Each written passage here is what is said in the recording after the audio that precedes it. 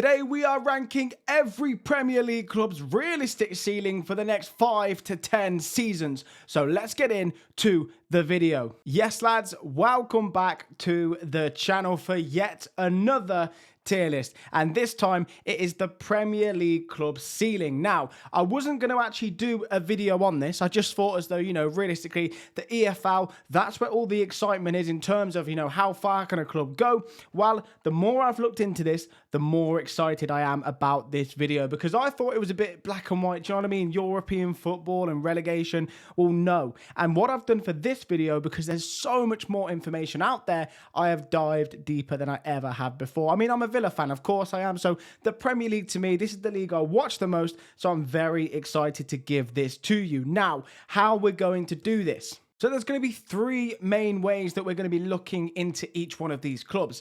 Now, the first is going to be infrastructure. So I'm talking about the stadium size, the training ground, the academy, where it sits in terms of the other clubs' academies and the players they're producing, whilst also looking at any future plans. For example, Aston Villa, we've just created a brand new warehouse. How much can that add to the revenue? So we're really going to do a deep dive on the infrastructure. Now, the second point is going to be the financial side of things. So thanks to Kieran Morgan on Twitter. If you do not follow this man, go and give him a follow. It is unbelievably interesting. It's not just Premier League clubs he breaks down. He breaks down all different clubs amongst the EFL in terms of their finances. So interesting. Well, he published a large set of data based on the 24-25 accounts. So granted, not completely up to date, but no one has that information as of yet. But we're going to use this data set to really see where these clubs are financially. For example, wages to revenue. That is one of the biggest metrics to see how much PSR room teams have, especially now with SCR coming. I'm not going to pretend to be some sort of expert, but we're going to try and have a look at it and see where these clubs can go, which clubs are in trouble, which clubs have room to grow. And lastly, we're going to be looking at the squad and the manager. Where can this team go? How much room is there to grow? What sort of players can this club attract to help this squad in the future? We're going to be really considering it all, and especially when it comes to the average age amongst the squads, because that to me is a metric that tells so much detail, one about current transfer policy, and two about how far this set of players can go. Will they peak, or can they find that extra bit with a change here and there? We've got so much to get into, so let's waste no more time and let's get into the actual tier list itself. So as you can now see, we have got these categories. So first of all, I've got title winners. That is, of course, as it says on the tin, is there a team in this list of 20 clubs that can go on and the ceiling is they're going to be winning the title? Then we've got top four regular. Now, it's difficult because Newcastle and Villa have really broken that big six. Tottenham might be getting relegated for one, which is crazy. But regardless, any team that I can basically think can get Champions League football. Being honest, Champions League, when I typed it in, it looked awful. The S was underneath. So we're going to go for top four regular. Outside of that, European football. So here I'm talking about the Europa League and the Conference League. So not quite Champions League, but still Europa/Conference. A decent level of football as well. Villa Forest in that semi-final. That is confirmed as of yesterday. Very excited for that one. Now, we've also got here the mid-table trap. The reason I've called it this is because, Crystal Palace, they are probably the best example of it in more recent times, where you're just too good to go down, but you're not quite able to bridge the gap to go upwards into European football. And I know that they have got European football from winning the FA Cup, but in terms of the Premier League, that's the mid-table trap. Then, of course, we've got the yo-yo club, Norwich City, probably the best example of this in real-world football, a club that is too good for the Championship, but not good enough for the Premier League. And then lastly, of course, stuck in the Championship. And again, Championship, when I typed it out, it looked awful. So I am working actively to change the tier list system. I'm looking to actually create my own. That should give a lot more flexibility, and I also think it will look better than this as well. But they are the categories. We've got a lot to go through, so let's get into the video. Now then, up first is Burnley, and I'm going to sit them as a yo-yo club.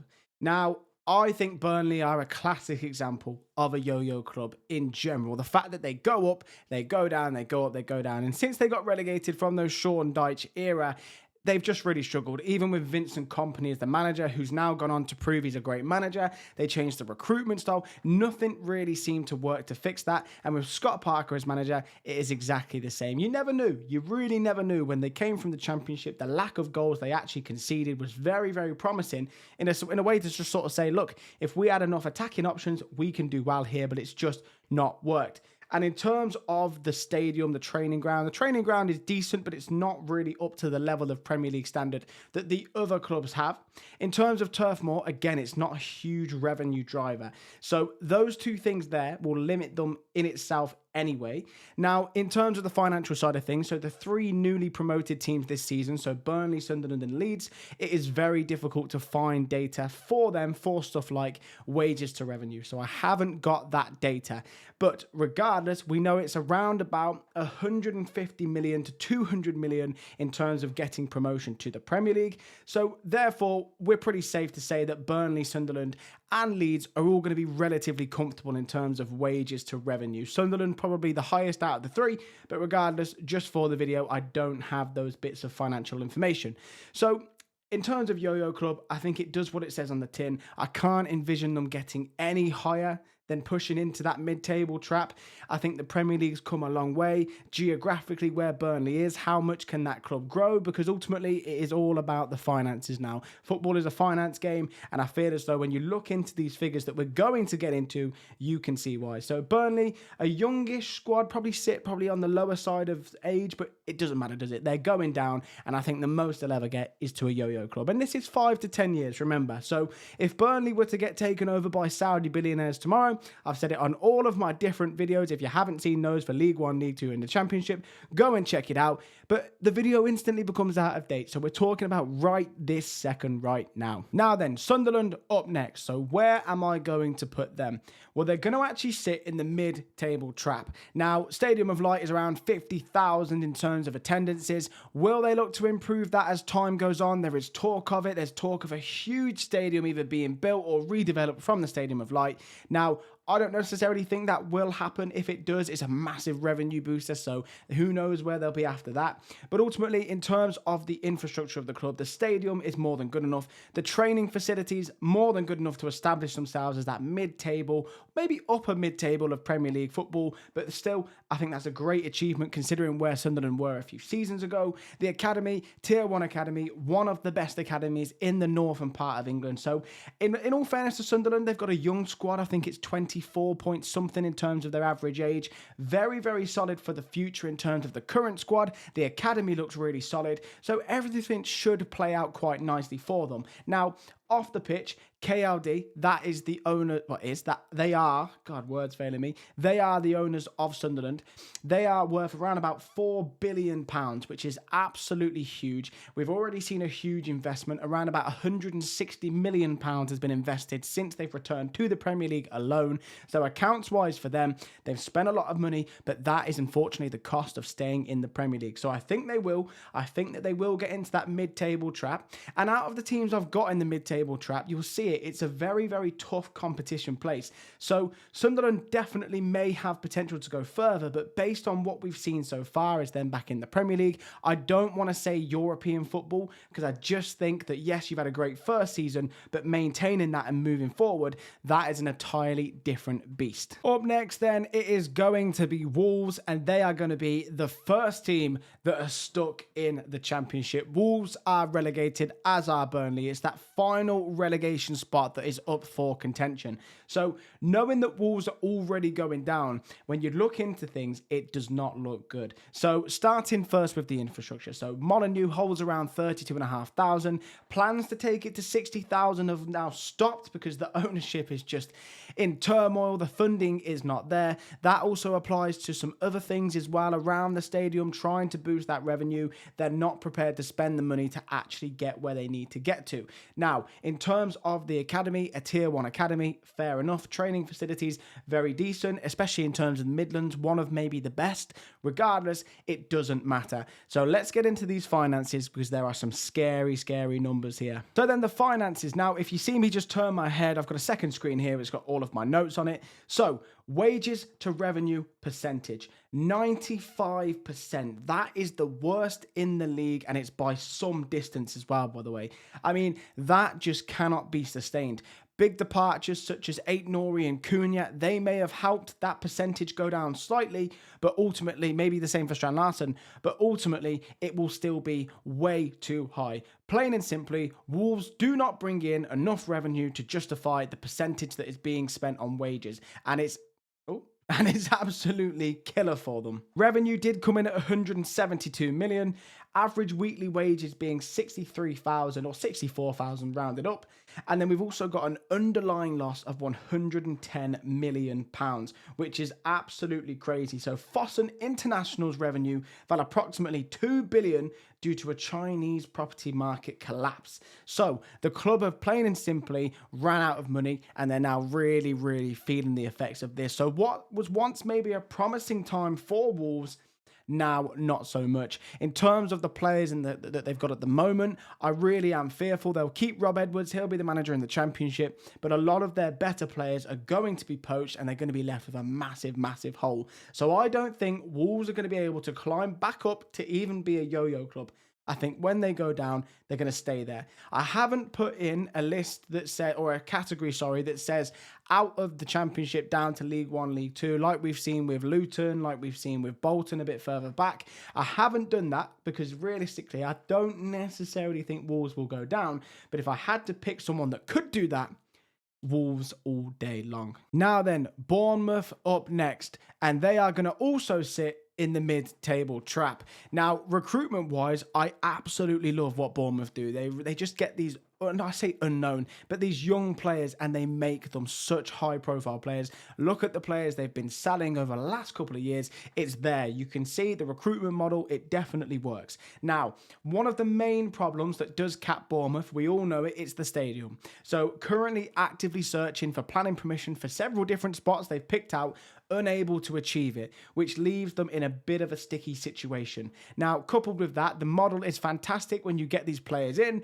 The problem is that those players then use it as a stepping stone and go elsewhere. Same with Iriola, the manager. He is now going to be moving on. Where he goes, we'll have to see. But regardless, Bournemouth are always going to build these players and managers up, and then eventually they're going to move on elsewhere. So when you don't have the revenue driver of the big stadium, I just think that realistically you can only go so far. So, infrastructure-wise, it's a big issue. It's a big issue. You've also got the training facilities that aren't up to the same level that other clubs around them have. That can change, granted, but no signs of that happening. A Category 2 academy as well, not on the same level of other academies, doesn't necessarily mean to say that they're not going to get the players come through, but ultimately, Bournemouth aren't producing players, they're finding players for good value and then almost doing it themselves once they've come through the academy stage. So, a different kind of model. Now, in terms of wages to revenue percentage, they came in at 80%, which is still relatively high. And then in terms of the revenue, 199 million coming in. The average weekly wage of £67,401, and then an underlying loss of £61 million, which is not the worst on the grand scheme of things. And if Bournemouth could boost that revenue up, who knows where they'd get to, but at the moment, it doesn't look like they can. Even with an average squad age of 25.1 and decent in terms of that recruitment strategy, as I say, they're limited, and they're going to continue to be limited, and that is why they have to sit in the mid-table. Up next then, we've got Brentford, of course, their manager, Keith Andrews, 25.3 average squad age, but they are going to sit in the mid-table trap. Now, reason being, let's look at the infrastructure. So, the G-Tech Stadium, built in 2020, so a modern stadium, but only holds upwards to around about 18,000 people, which is already in itself a bit of a limiter in terms of where the revenue can drive. Now, I know that the stadium size is not the sole reason for the revenue, but it's a big part of it because there's all these things you can do off the pitch. Look at the Tottenham Hotspur Stadium as a great example. The boxing was on there, Tyson Fury, literally the other night. So there's all these different things you can do. And so if the stadium's not up to par with that, it will always be a bit of a limiter. And you will see that in their finances as well, because Brentford had some big player sales that took place in the last year or so. But ultimately, the academy Tier 1, very much good enough. Training facilities, decent enough. Again, another one that has the good training facilities, but not quite on the level of some of the other Premier League clubs, but good enough to stick around, let's just say that. Now, financially, in terms of the wages to revenue, it was 76%, a revenue of 173 million, and an average weekly wage of £55,600. Underlying loss came in at £59 million. Ultimately, I'd say that's relatively solid to just stick around the mid-table. I don't necessarily see too much of an issue with that. Wages to revenue, it's in the mid-range of where it should be realistically, which sort of suits the mid-table approach. We all know Brentford's ownership, very data-driven, very much that Moneyball-esque sort of way to find those overperforming players in the underperforming leagues, like Igor Thiago as a prime example from Belgium, come in, absolutely smashing it. So Brentford, the model is working very, very well, but it is a model that is limited because those players do get sold on, very similar to the Bournemouth. Now then, looking into Crystal Palace. Well, they are also going to sit in the mid-table trap, even though they have got European football now and they are doing some very good things under Oliver Glasner. It is unbelievably similar to Bournemouth in a sense of the current squad is very good, but they sell those players on. Eberici Eze is a prime example. Mateta was supposed to leave the club in January, but didn't. So all of these players that are going to come through will eventually be sold. Michael Elise, probably one of the most famous examples of how well he is doing for Bayern Munich at the moment.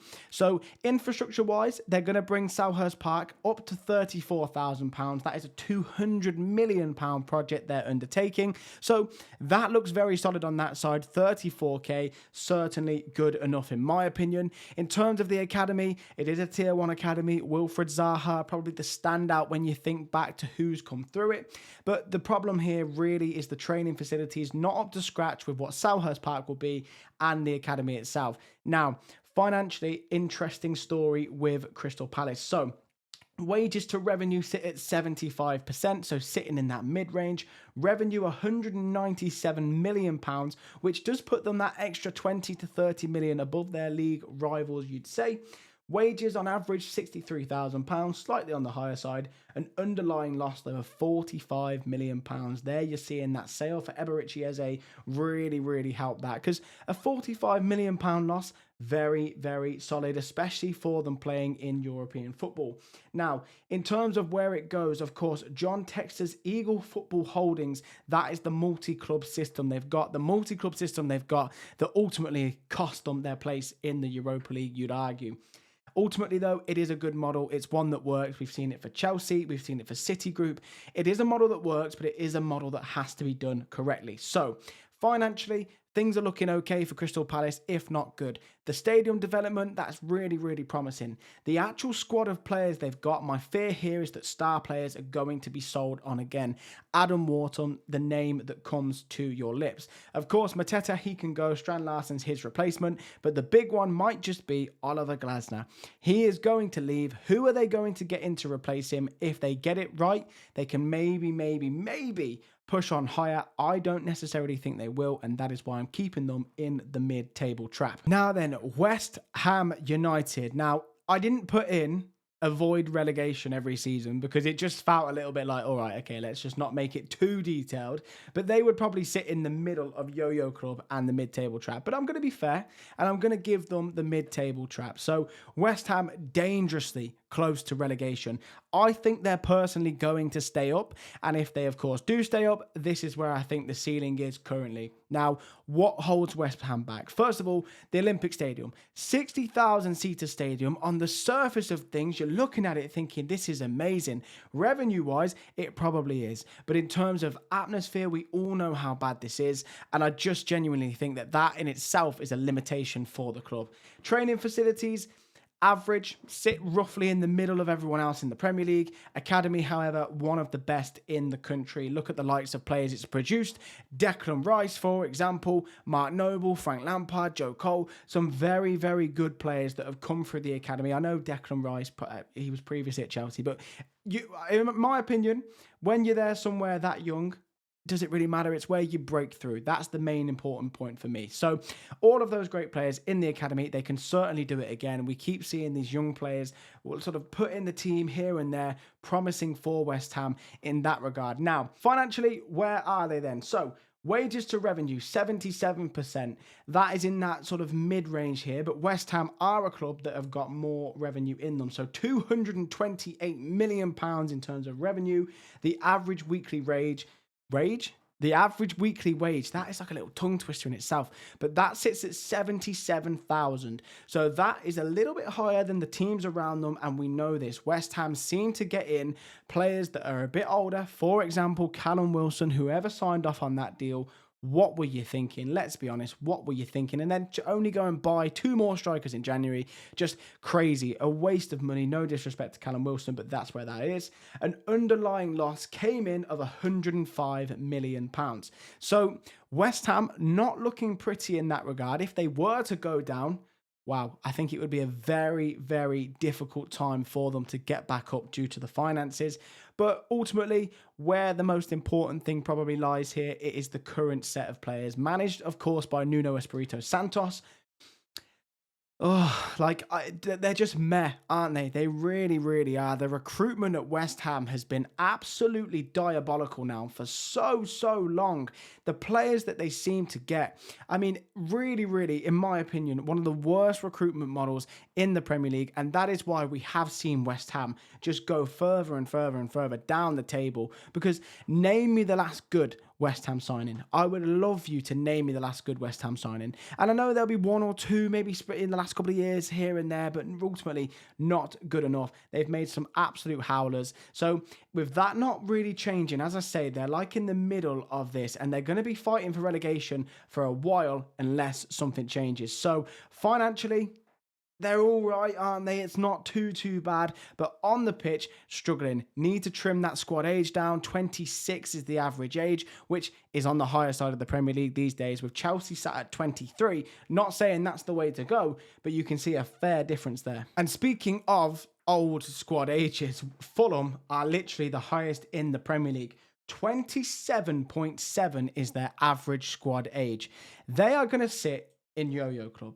And I really do believe Fulham's time is coming. I thought it could be this year. They've managed to do really, really well. That is credit to, of course, the players, but also to Marco Silva as well. What a great manager he is. He is leaving at the end of the season, though, as is Harry Wilson, and other key players like Antoine Robinson might also leave too. So Fulham about to be in a difficult situation. Craven Cottage, what a historical, amazing ground it is, but it's a listed building, so they can't knock it down. Well, there's ways they could knock it down, but my word, the loopholes they have to go through, the money it would cost to do it, it's almost not worth doing.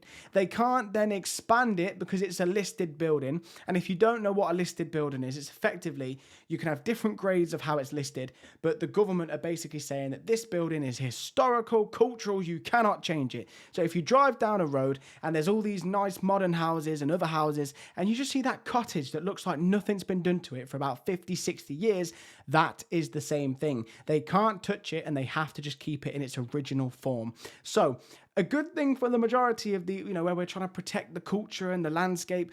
Not when you're a football club owner, though. It is disastrous. And speaking of the finances, well, wages to revenue were 85%, which is absolutely huge. So Fulham are paying the big wages, but not getting that revenue in. That can only last for so long before you start dropping down the table. It's as simple as that. And that is where Fulham are going to go. I do think, however, they'll get a bit of an exodus, and they will be a bit like a Burnley, where they'll come up, come down, come up, come down. But ultimately, they are not going to stabilise back in the Premier League, in my opinion. There's clubs out there with better models that are going to get more and more investment. Look at some of the big names in League One, for example. When these clubs get up, Birmingham, which I hate to say, but it's true. Birmingham, Wrexham, even Coventry City coming up now, Ipswich, all of these clubs that are ran better and have more potential to grow in the future. So Fulham are going to be left behind. Financially, it's a very dire state. I mean, £70,000 as the weekly average wage. That is in the likes where that wage, same for West Ham, that should be pushing up towards the European positions. No, it's not going to be the case. It's just not going to be the case. So Fulham, Jaguar.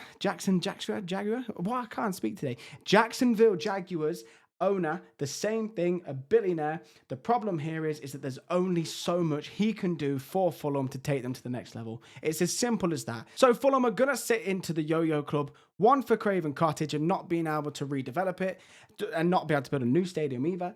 And two, also for the current set of players, they're very old in the grand scheme of things. The manager, Marco Silva, is going to leave. I personally think Fulham will get relegated next season and really struggle from there. Now then, Brighton are up next. Where am I going to put them? Of course, they've got Fabian Herzler as the manager, the youngest manager in the Premier League. He is doing a very good job considering he's so new into management in the grand scheme of things as to who he's up against, your Pep Guardiolas, etc. So he's doing very well. The Brighton model is superb in terms of revenue, generating money, being able to sustain Premier League football and push on. It is fantastic. They do go on and sell their best players. That is in the model itself. But ultimately, they've already got the replacement lined up, ready to go. So where are they going to sit? They're going to be the first team that sit in European football. And I think the Europa League and the Conference League is the ceiling for them. The reason being is because unless the model begins to change, you're always going to do similarly to the Bournemouth and the Brentford and the Palace model, where you sell on your best players. Now, why would Brighton be ahead of those other clubs? Because they do that themselves. It's because of how well ran this is. They've got a better recruitment strategy than Bournemouth, and I think Bournemouth is fantastic. They go out, they scour the entire world, and they find these amazing, amazing players.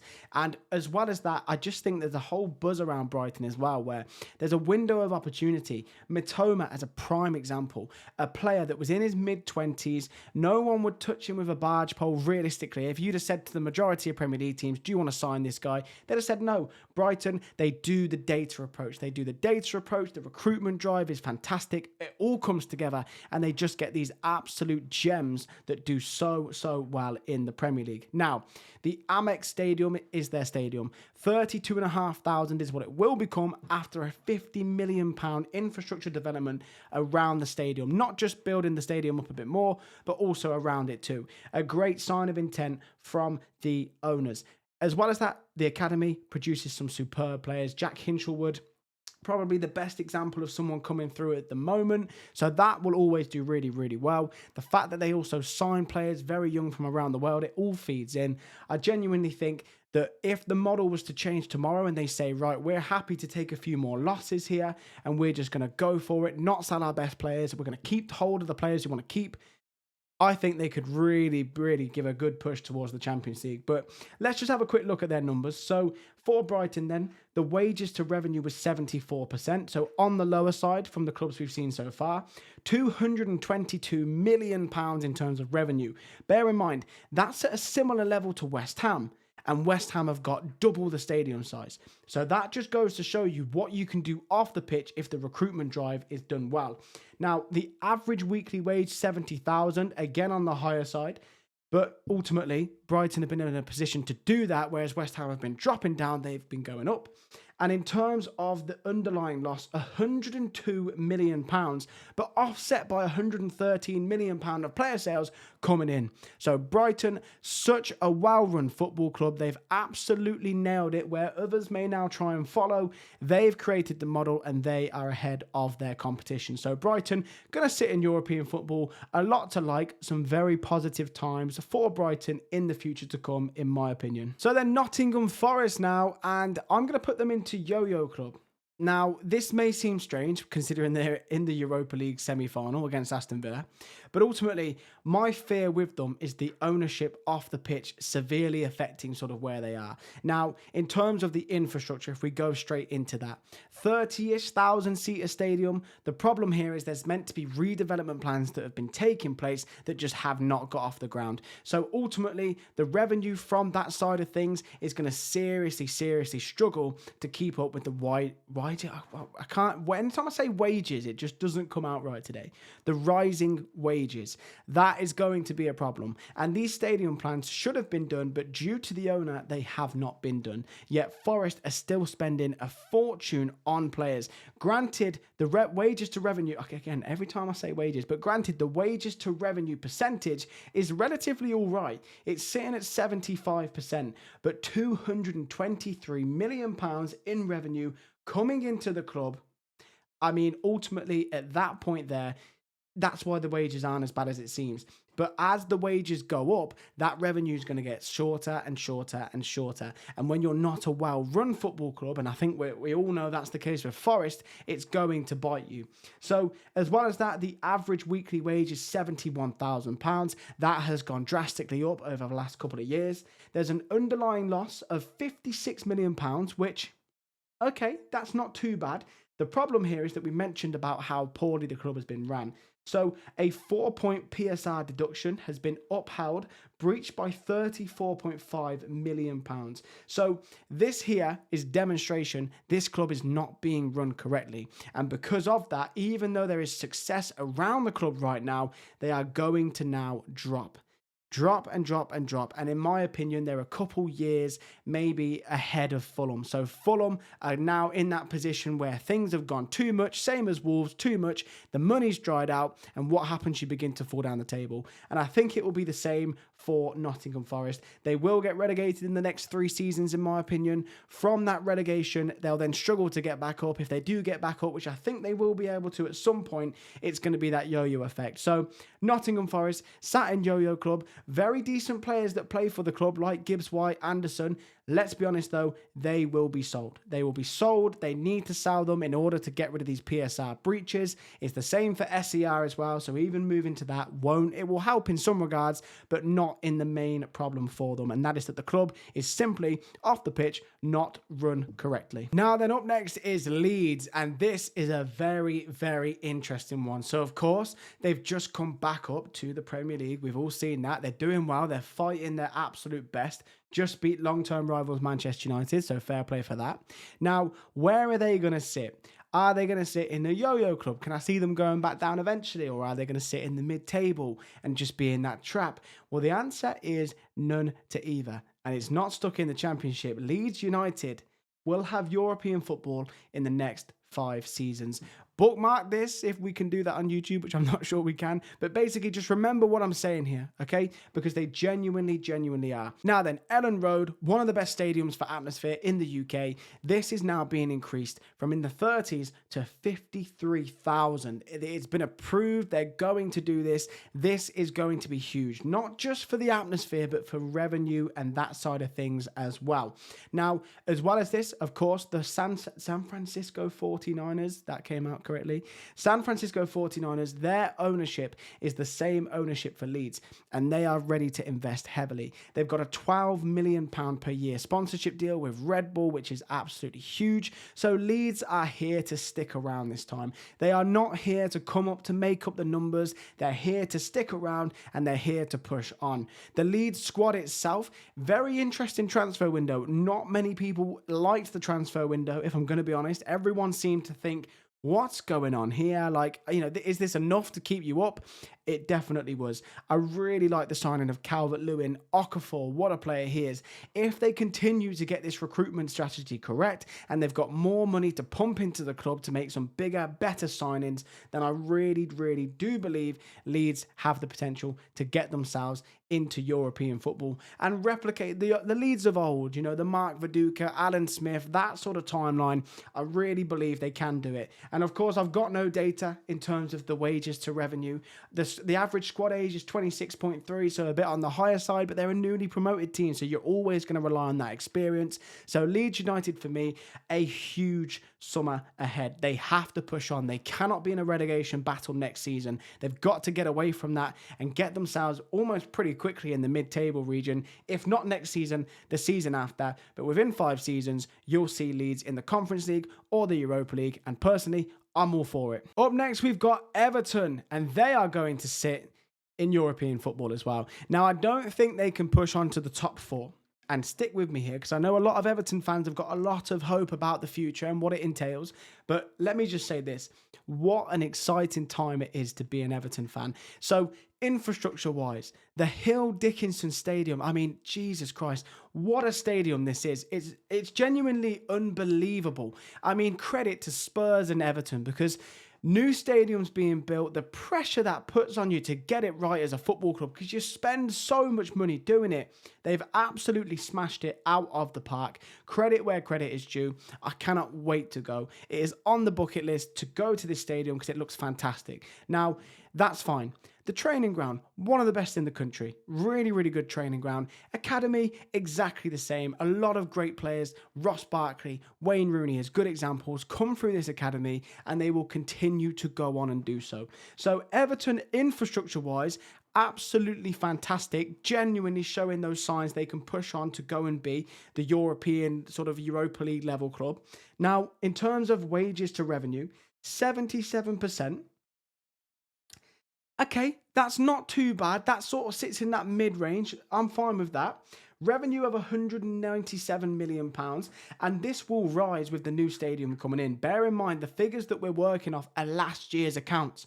This will rise. That revenue they're going to get from that stadium will go through the roof. It's already been confirmed as a 2028 European Football Championship venue.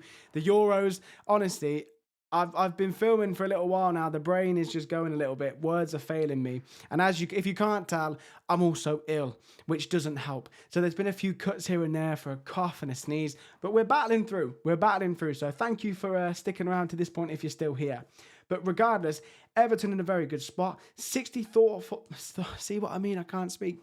64,000 in terms of the average weekly wage. That will increase. It definitely will. There've been some decent signings this season that will bump that up. But regardless, it's not as high as it is for the likes of West Ham and for Wolves. So decent in that sense. And then the underlying loss of £64 million. Bearing in mind, borrowing-wise, 469 million, and this is how it goes exactly. Everton, we know the PSR reductions in terms of the point losses they've taken. So financially, it almost had to get worse before it got better. That's my take. And remember, I'm no football finance expert. I'm just trying to go off the data and research I've done. So it had to get worse before it's got better. It's done that now. They can now look upwards. And it might take a couple of seasons to really get the ball rolling.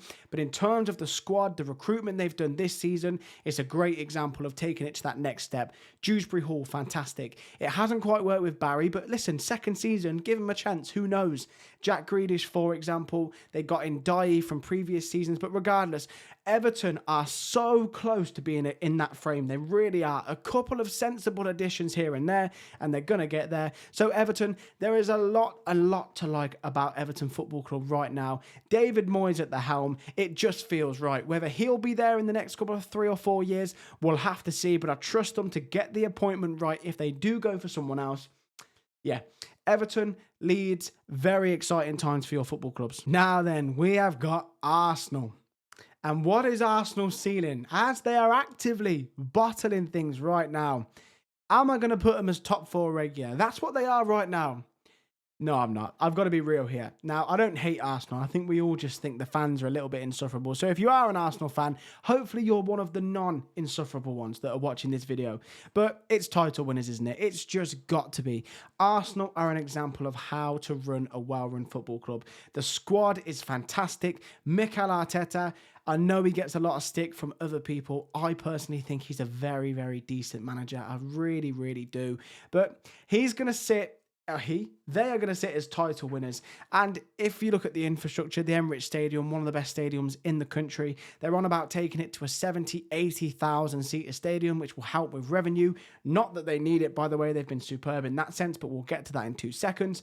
Hale End Academy, one of the best academies in the UK. I mean, look at Max, in the world actually. Look at Max Dowman, Saka, Ethan Nwani. Like all of these players that are coming through and will continue to come through. So impressive what that academy produces. The training ground recently upgraded. So it was a very good, now it's elite level. Like as good as it can possibly get. So much for Arsenal as an infrastructure and a club to be very, very happy with.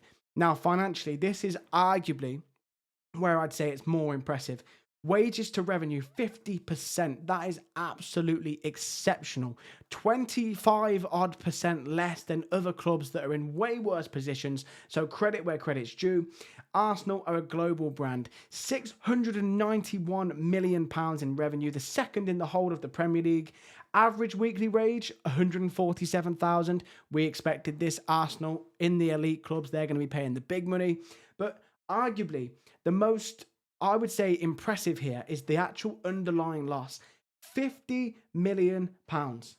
Like, the revenue, the transfer money that they've been spending, the players they've gone and got in, the likes of Victor Gyökeres, Zubamendi, like, Arsenal have been spending, but also recuperating it.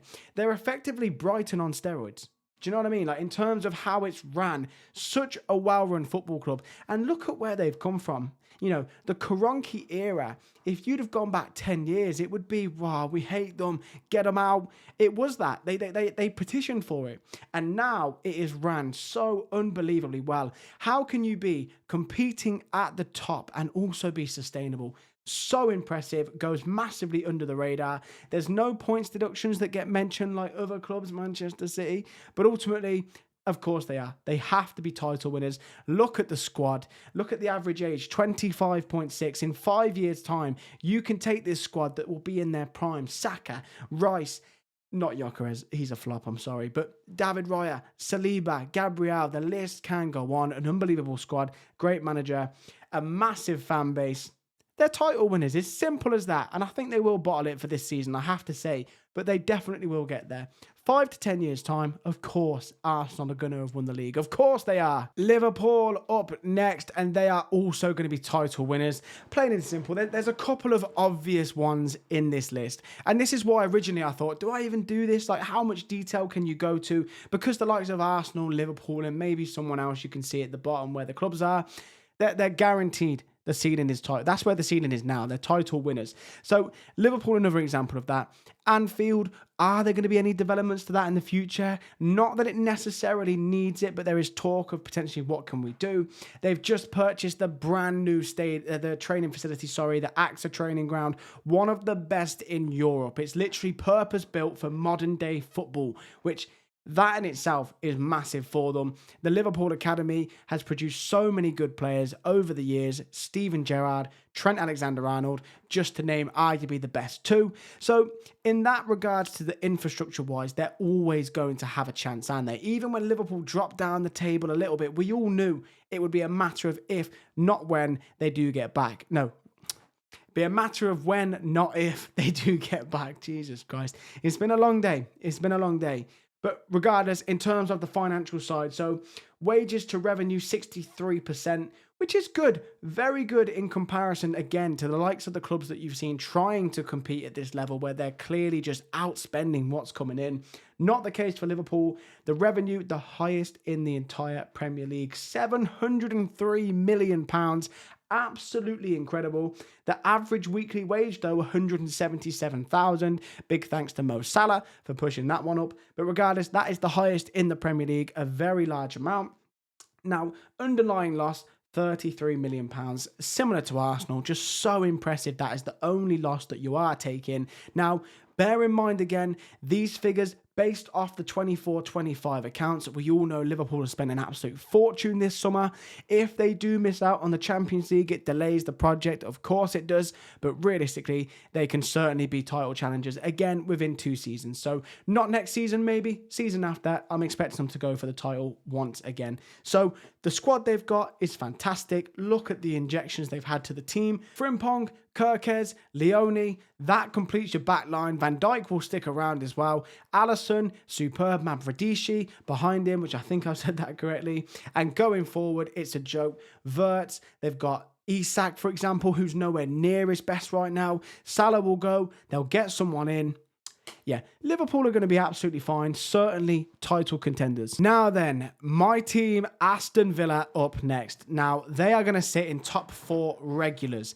I say they, we. And the reason being, the headline of this is financially. Do I think, like, if PSR and SCR wasn't a thing, do I believe Villa could go on and win the league? Yes, I actually do. And I know that's going to sound crazy, but we've got one of the best managers in the league. And if we were able to spend, similar to Newcastle, who are coming up next, our owners are willing to spend it all. So if that was the case, absolutely. But PSR and SER and revenue is going to slow us down. Now, Villa Park's going from 42,500 to 50,000 plus. That's going to be a decent boost for the revenue. I mean, Villa fans have seen ticket prices increase to try and just keep up and make sure we don't lose this momentum. That all feeds into the revenue. As I mentioned as well, we've built our warehouse at the start of the video. I said we built it. That's now in effect. That will drive more revenue. And I genuinely think that the academy is decent. I'd say that the model is more now Man City's model, where we go and sign the young players earlier on. They come through the academy and they sort of make their break with us. But ultimately, the academy's good. The training facilities have been invested in heavily. They are very, very good. Not in the elite category like we've seen some of the other clubs, but still very, very good. Now, the problem for Villa, as I said, it's financial, it's revenue. So, in terms of the wages to revenue percentage, Villa sit at 72%. Now, bear in mind, that figure has come down drastically. Villa were in the situation that Wolves were in, where it was so high in terms of what we were actually spending. So there was a lot of people that said, I have no sympathy for Villa. Let's be honest, everyone's saying PSR's holding them back. No, you're paying players a fortune and you haven't got the revenue coming in. And I do agree with that. I think you're a very fair point there. So revenue-wise was 378 million. So that is absolutely huge. So wages have come down whilst revenue's gone up. And that is why it's 72% for the wages to revenue. So an underlying loss of £140 million, which is the highest that any club has recorded. But that is, in essence, the investment that Villa have made. Villa have absolutely gone for it, and revenue is needed to catch that up. The last game of last season against Manchester United, Villa did not get Champions League football. That was killer. The fact that Villa are where they are right now, Europa League semi-final, and currently in the top 4/5 that get Champions League football is insane, and a credit to Unai Emery, because genuinely, if Villa weren't able to get that, they were going to start dropping down the table. Believe me when I say that. We were going to be screwed. So massive to get Champions League football again, hopefully, touch wood, this season, because that is going to be huge for us financially. So financial side of things is absolutely huge. Now, in terms of the squad is decent. There are star players worth 100+ million like Morgan Rogers, Boubacar Kamara. People sleep on this guy.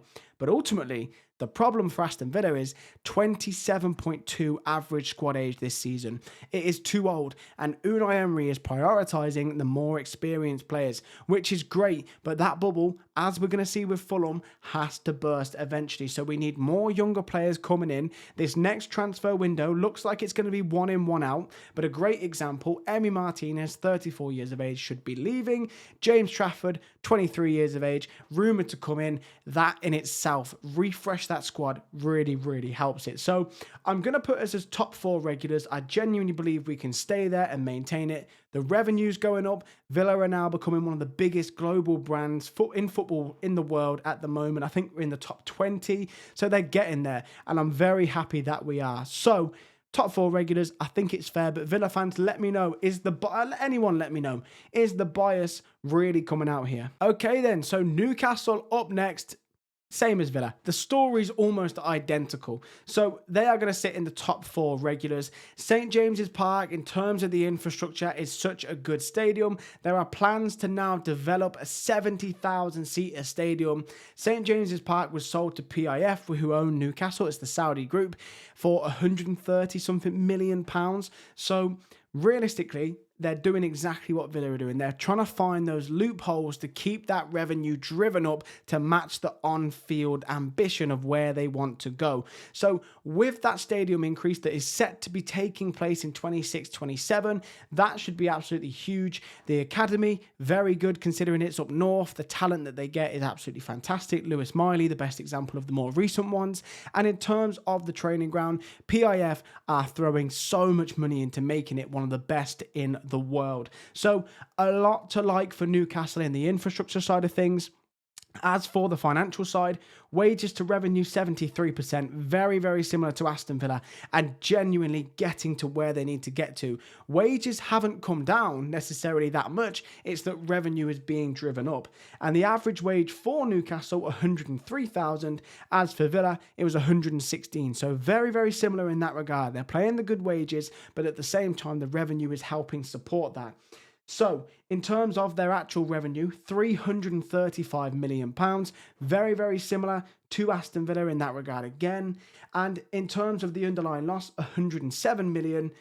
Again, this is exactly the same as Villa. The numbers are almost identical-ish, very, very similar. Two clubs in very similar situations, so I won't go too much into it. But Newcastle, Villa, both got to be careful of SCR and PSR.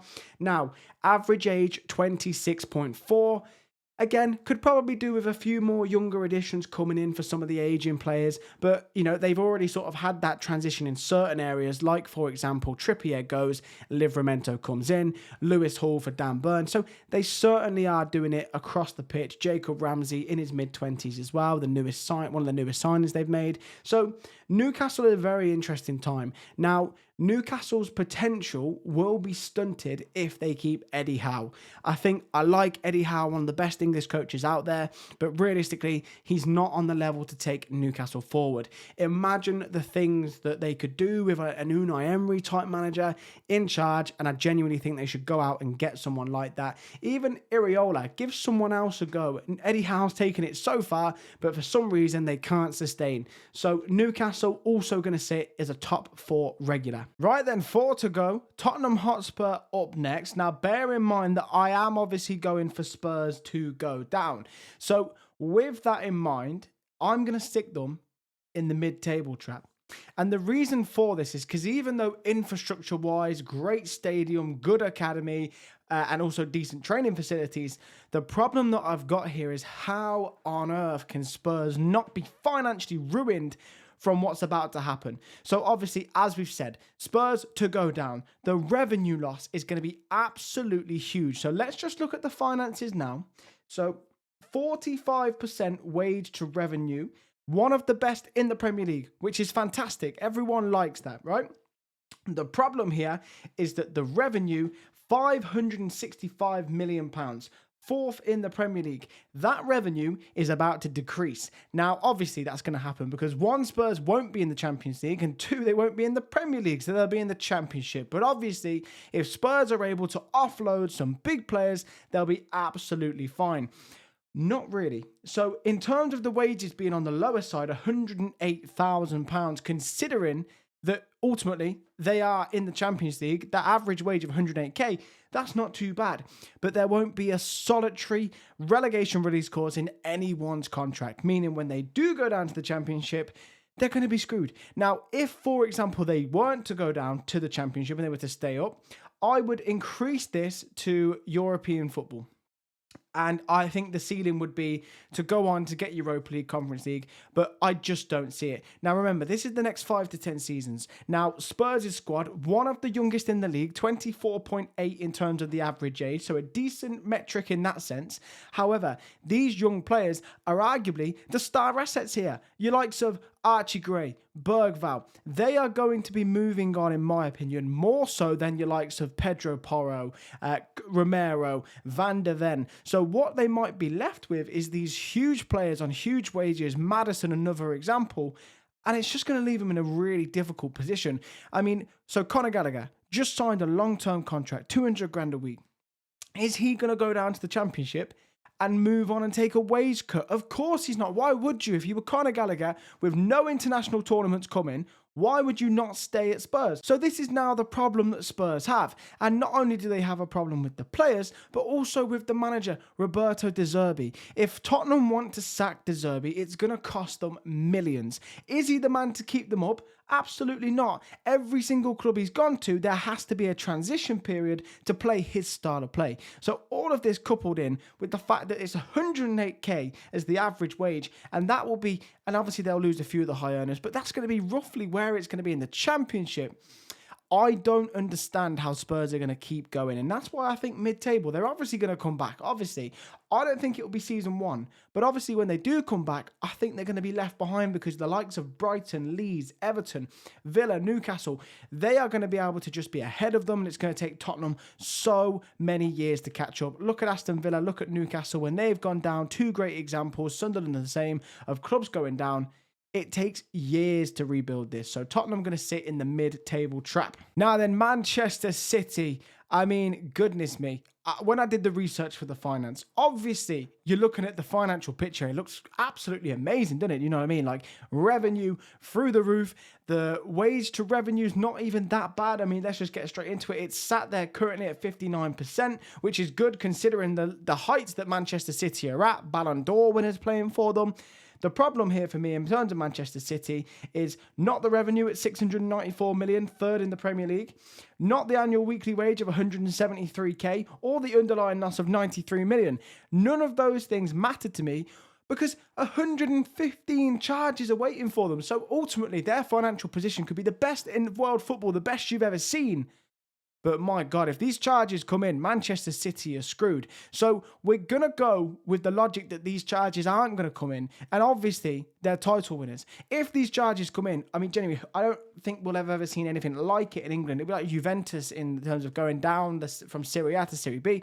So we don't know. So let's go off what we do know. And that is that Manchester City will always be title challengers. Even when Pep Guardiola does move on, 100% they're going to be up there fighting for the title, and they're going to be able to have the resources to recruit people. It's just they're too big now. They're too big to fail. They've built something special. I mean, the revenue, £694 million. That is phenomenal. That's just behind Arsenal. And if you said global reach, Man City, Arsenal, I think you'd say Arsenal. So the fact that they're so close, unbelievable achievement from Manchester City and what they've done over the years. Now, the problem here is, in terms of these charges, where are they going to lie? We don't know. Now, the average age of Manchester City's squad is 25, so that can do things in the future as well. So it's one of those ones that has a big asterisk because of the charges, but ultimately, the squad, the manager, the background, the training facilities, the stadium, the Etihad is going to increase even further. So everything is going in the right direction for Manchester City to remain one of the biggest clubs in England and one of the biggest clubs in the world. 15 years' time, will there be an argument for City bigger than United? Now then, Chelsea, second to last here, and they are a particularly interesting one. So Chelsea should sit here. I'll be honest, non-biased, Chelsea should sit there. Well, it's not biased. Chelsea should be there. They're a Champions League club, one of the biggest clubs in the world. That is a fact. So why are Chelsea going to sit here for me? That is the big question. And I'll get into it. So first of all, Cobham and the academy, the training facilities, everything in that regard, fantastic. Some of the best in the world. We know this. The issue partly is Stamford Bridge, so only holds 42,500. Now, there are plans to move, but those plans have gone nowhere. And this has been going on now for a long time. So in terms of really taking Chelsea to that next level with the boost of revenue that the likes of Tottenham and Everton will have had, that is not coming just yet. So hold fire on that. That's one of the reasons. Now, another reason is the finances. So before I go into it too quickly, 24-25, the accounts. So wage to revenue, 73%. That is considerably higher than all of their rivals. And it's not like Chelsea have been competing with those rivals. So there and thereabouts, the club is being ran poorly on a wages front. Revenue-wise, 491 million. So that tells you, also joint with Man City, third in the league, that tells you that realistically, it's not a revenue problem at Chelsea. It is a wages problem. Hence why they've been offering players 8-year contracts.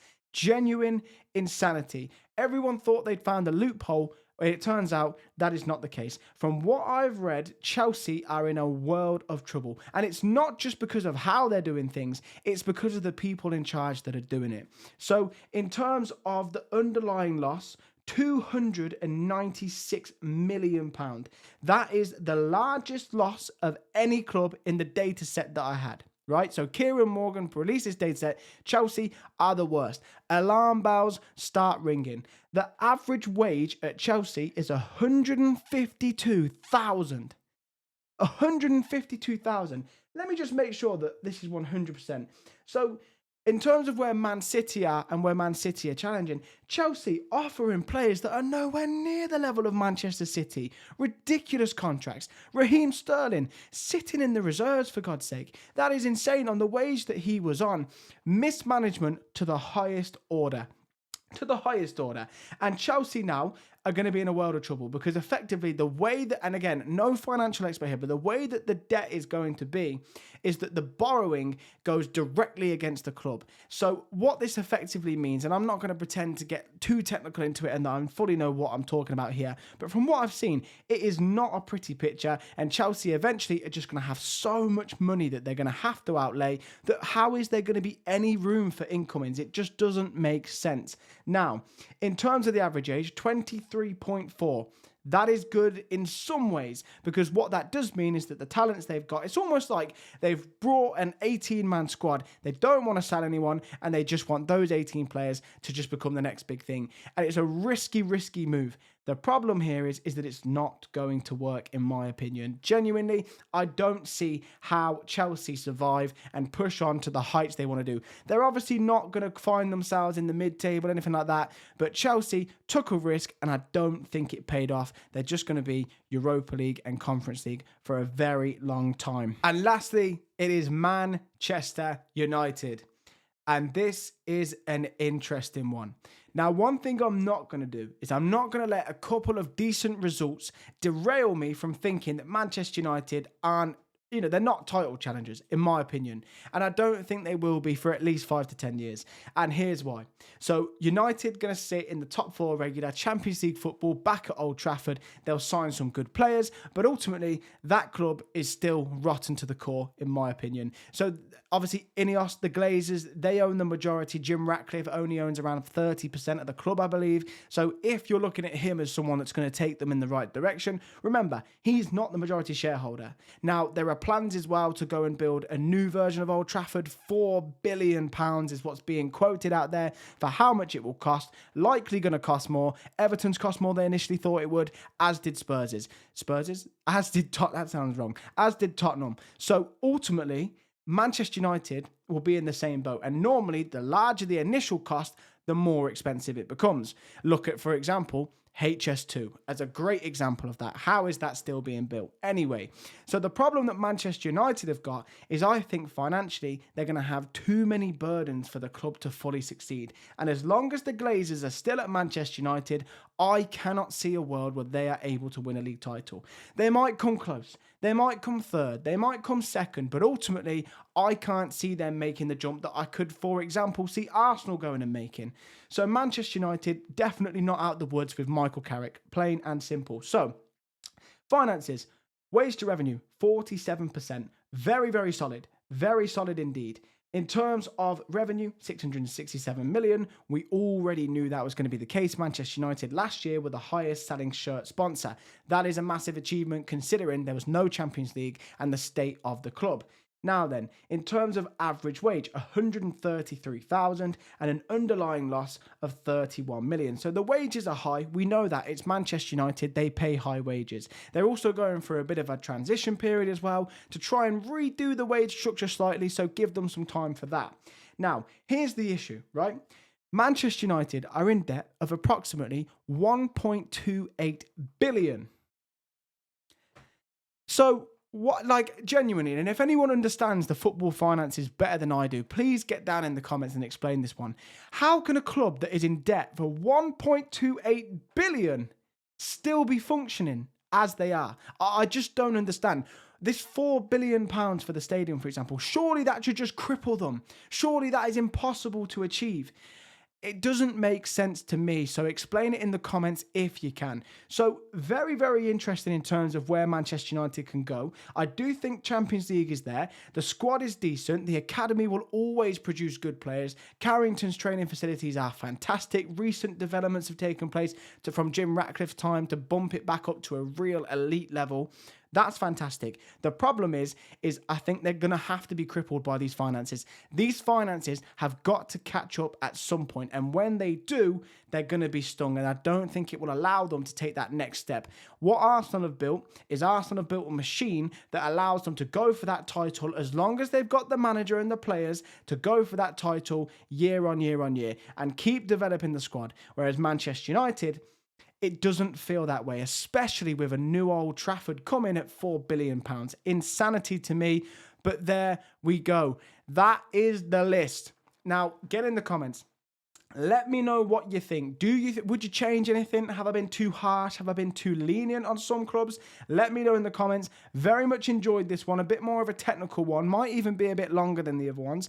But it's just allowed me to really dive in. As I've said, I'm a Villa fan, so the Premier League is my bread and butter. I absolutely love this league. I love the EFL. I love it all. But this in particular, very interesting to me. And I do love the financial side. So if I've said anything that's also incorrect financially, educate me. I want to build that bit of a community in the comments where we can sort of talk it out and understand the footballing world as it gets more and more complex. But thank you very much for watching, lads. I very much appreciate that. If you are enjoying the content, hit the like button, hit the subscribe button, and do drop a comment. As I say, we've got so much more content coming, especially as the summer comes. I've got so many good ideas. I can't wait to get into it. But as I say, I very much appreciate the support you've all given lately. And as always, I will catch you on the next one.